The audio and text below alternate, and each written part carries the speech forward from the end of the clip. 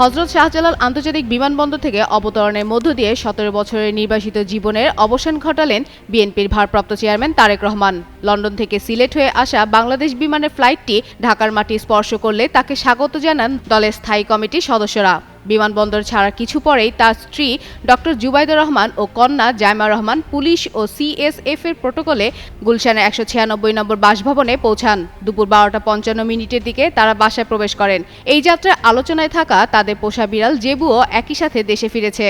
বিএনপির পক্ষ থেকে জেবুর দেশে ফেরার বিষয়টি জানানো হলে সামাজিক যোগাযোগ মাধ্যমে তার নতুন করে আগ্রহ তৈরি করেছে। যুক্তরাষ্ট্রের সঙ্গে বাংলাদেশের আবহাওয়ার মধ্যে বড় পার্থক্য থাকায় দেশে আসার আগে জেবুর খাদ্যাভ্যাস ও লালন পালনের পদ্ধতি কেমন হবে সে বিষয়ে বিশেষজ্ঞ চিকিৎসকরা ব্যবস্থাপত্র দেবেন এবং সেই অনুযায়ী তাকে পরিচর্যা করা হবে বলে জানা যায়।